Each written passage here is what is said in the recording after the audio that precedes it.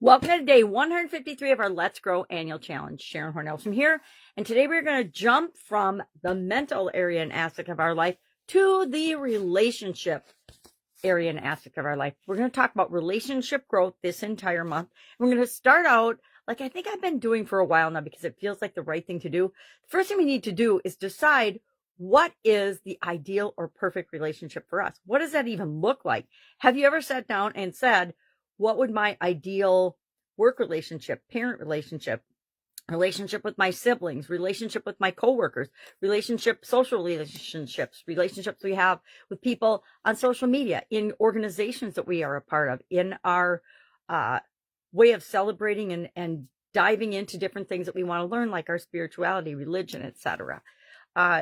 So today, we're just going to share in the comments below, in a sentence or two, what does your perfect or ideal relationship look like? And you can pick any relationship you want, or you can find things that apply to all relationships. For example, we'll talk about all of these in detail this month, but things like mutual respect and trust. Guess what? I've been in relationships where the other person did not respect me. I think they trusted me inherently, but they didn't respect me. And if you don't have respect in a relationship and mutual trust and respect, the relationship doesn't last very long. It can last a long time, like decades, but it'll still fall apart in the end because you don't treat one another the way you want to be treated. Effective communication is a critical element to our relationships, and we'll dive into that pretty deeply. And we'll spend a whole month talking about and diving deep into communication because it's that important. It's a core skill that we need to all have and continually improve throughout our entire lives so that we can have better relationships. Empathy and understanding. How empathetic are you? How understanding are you? We'll talk about that. Support and encouragement in relationships is really important, depending on the relationship. Some relationships, we look for more support and encouragement. If we don't support and encourage our children, they're not going to grow up to be very functional adults.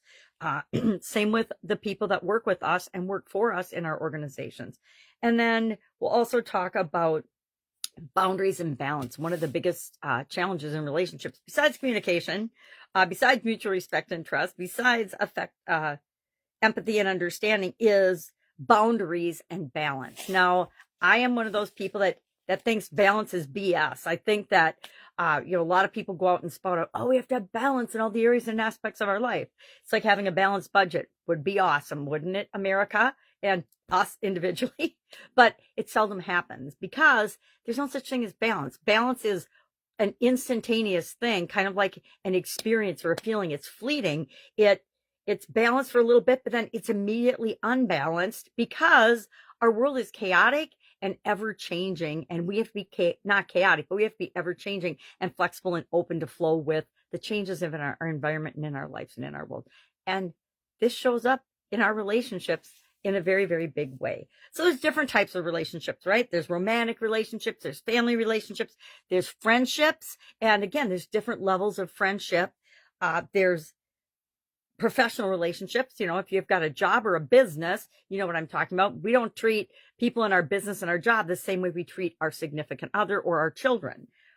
Some of us do. I mean, I always treat my business associates kind of like family because otherwise I don't want to be in business with them. That's just me. Each and every one of us are different. And then we've got community and social relationships, right? There's activities and there's organizations that we belong to as part of a community. In one community is all different relationships, right? So our action item today, super simple. Since it's Saturday, we're going to keep it simple. Just think about not what is right now in your relationships, but if you had a magic wand or a paintbrush. I do have a magic wand somewhere. I don't know where it is, but I do have a magic wand and a paintbrush and a unicorn horn. If you could have any one of those magic things and instantly create the ideal perfect relationship for you, what would that look like? What would some of the elements of that be? That's what we want to come up with today. Our definition of the ideal relationship for us. And if you want, you can do one for each different category of people that you're in relationships with. Maybe you want to have a different relationship with your kids or your grandkids than you have with your significant other, and I would hope so, than you have with the people you work with, than they have with the people. And again, a lot of those core elements are going to be the same. We're going to talk about core values this week, of course, because we need to know what's most important to us and make sure that we are tying that into our growth and our growing process and everything else as we go through this challenge. Any questions? What do? You ask me, right? Or you ask online, or you ask on underneath this message, and we will make sure that your question gets answered. Guess what? If you have that question, I guarantee someone else is thinking the exact same thing and wondering the exact same thing. All right, have an awesome day, and I will, of course, be with you tomorrow. Bye. Dive into relationships.